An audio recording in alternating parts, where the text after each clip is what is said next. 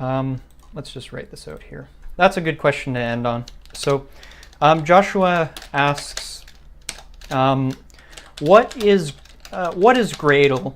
Why is there several different build.gradle files, settings, what's it called?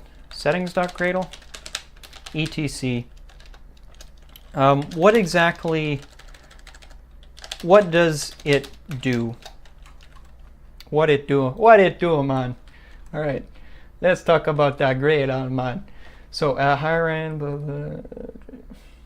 yep. And hopefully you can, let me just do that in case my face is blocking part of the question. So let's talk about Gradle. I've never actually been asked about Gradle before, which actually surprises me now that I think of it. So let's start with the big picture. So so when you're building, for example, it could be an Android application, or it could be a excuse me, it could be an Android application, it could be a web application, it could be an iOS, doesn't matter. When you're building applications, most platforms, and by platforms I mean Android, iOS, or whatever, most platforms will have build tools. So what do these things kind of do at the high level? Basically, they do all of this. They do an enormous amount of things. They do all these different really nitpicky things, which us as like app developers don't really want to worry about, and probably shouldn't when it comes development time. Now, if you're a real major nerd, and I mean that in the positive sense, if you're a real nerd, you might even want to try building an app without a build tool and just see what you have to do to build the whole software package architecture in your file explorer and write all the code in Notepad. But the thing is, like, when you make a new app, it needs specific directories and files. So that's the first thing that these build tools do, is they're going to help you build a lot of that stuff automatically. They're going to configure it for you. So that's sort of a build tool, and that's what Gradle is in the broader sense. Now, Gradle is really cool for a number of reasons. Number one, and this was their main goals, some of their main goals for the project, is that they wanted it to be very configurable. So if you want to be a real nerd and like really like I remember Kaushik Gopal from Fragmented Podcast talking about how he had his Gradle thing like executing Ruby scripts.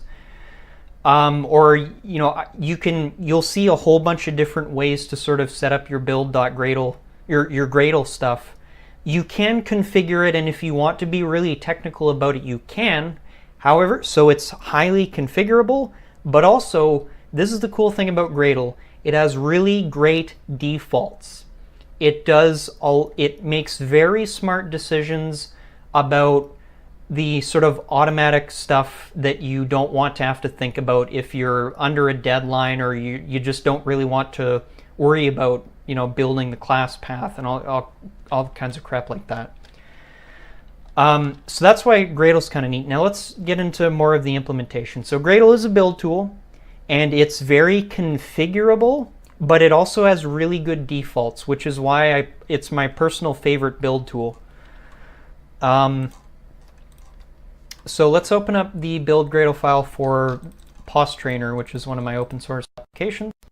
Now, there are some people, as I said before, that like to go real technical with the Gradle stuff, and I would like to learn more myself, but I'm going to show you a slightly more complicated than average sort of Gradle setup.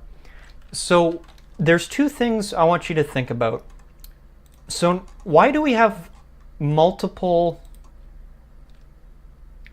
let me put it like this. So I want you to think of all these build.gradle files as configuration files. They do all kinds of things, but at the end of the day, what they do is you set this stuff and then it builds the files necessary based on your configuration or your scripts that you're running.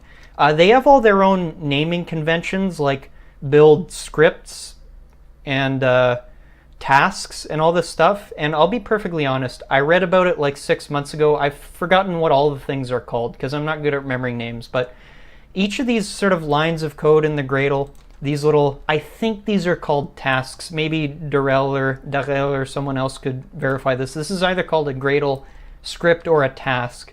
And all you do is you just slap this groovy code in. I think it's groovy language. And then it's going to like generate scripts based on what you have in this stuff. And then it's going to execute those scripts at runtime, if I'm not mistaken. Blah, blah, blah.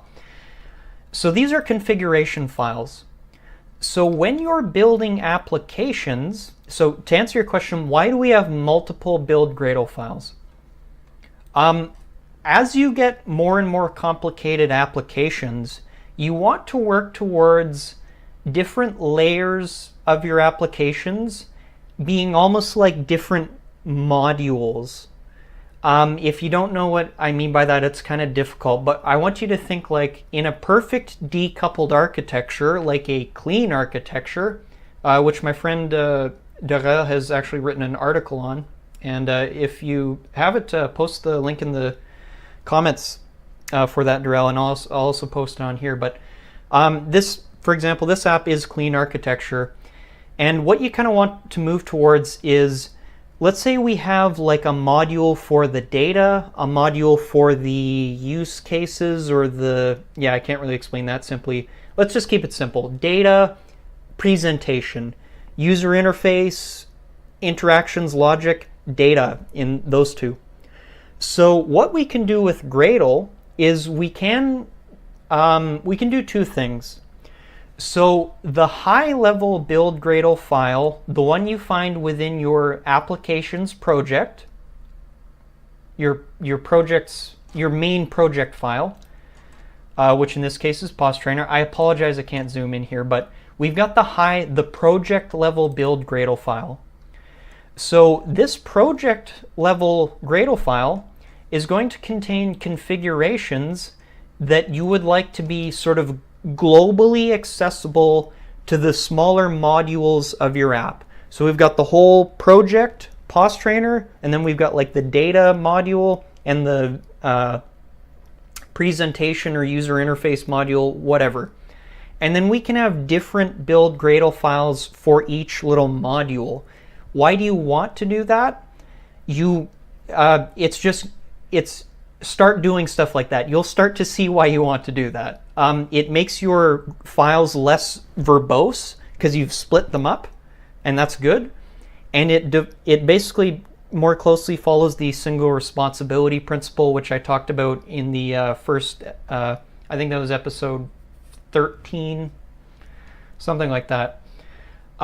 So the project level build.gradle file contains configurations that you sort of want accessible globally, or also it'll contain, so these are like the big repositories that you might want to add. So for example, if you want to be using, let's open up the room database thing here. So for example, if I want to use room database, or for example, view pager indicator or whatever, I need to add the high-level repository URL to expose it to the sub-build.gradle files. As you can see here, this thing says all projects. What it kind of means is like the whole project globally will now have access to these repositories. So if I were to, for example, remove this URL here in my app-level build.gradle file, which is somewhere, which is right here, the lower level build.gradle file, it would no longer be able to call, where is it? This dependency here would be broken because it no longer has a repository which it can talk to. Now, another thing you can do with Gradle, actually, let me sort of wrap that up. So the reason why we have multiple build Gradle files is because we're looking at a situation where we have a big project and then we've divided it into different modules. And let's say we have our data module. Should it have dependencies that it doesn't use? No.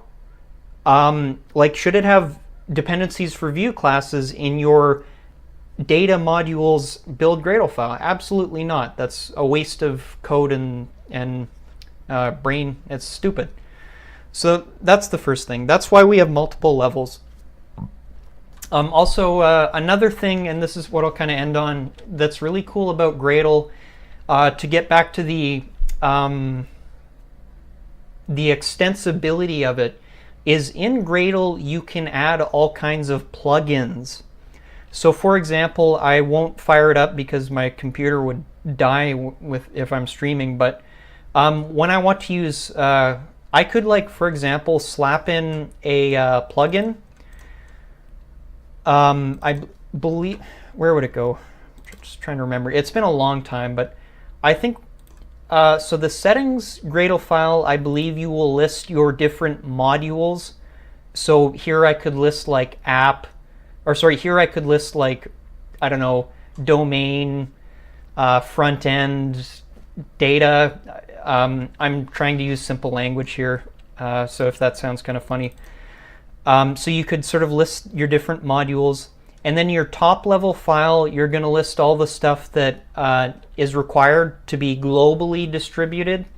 And then within your specific modules, you can apply these plugins.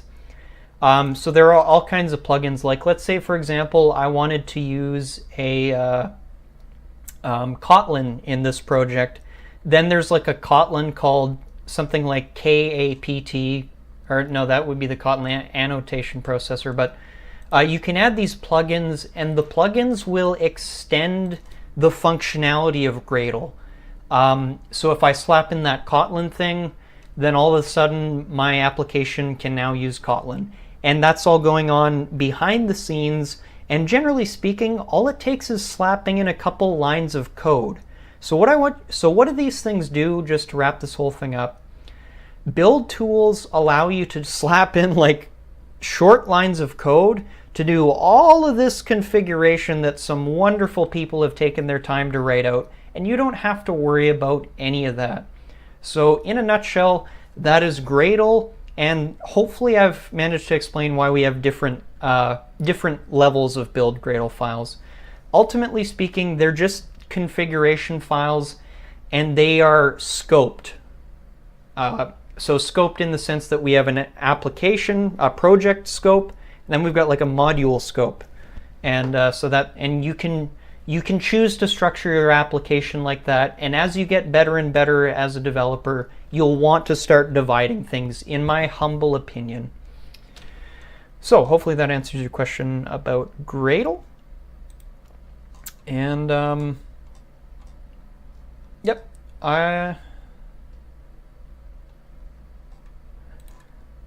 yeah, well, I'll leave it open for, I'll stay on for just a couple minutes for some random banter, but I'm basically done with the Q&A stuff.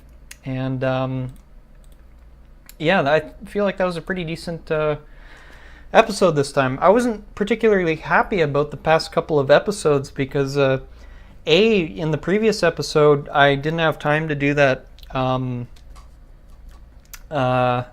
my demo for the whole dependency inversion thing. But also, I just was not feeling good. I didn't have enough time to sleep. I was dealing with the room database tutorial. And so I was not happy with the result of that episode. But today felt good. So looks like we don't have any more important stuff. So I will bid everyone a happy Sunday, or for some of you, it might even be Monday morning at like 12 a.m. But thank you so much for watching. Hopefully this random babbling was useful to you. And for those who are kind of just joining me, do me a favor, go check out my room database tutorial. If you would like to learn about model view, view model, live data, view model from Android architecture components, room persistence library, and how to build all of that stuff within the context of a full application. Not just a tiny little tutorial that gives you 15% of the picture in text. I build the stuff on camera. Thank you so much for watching. Peace out.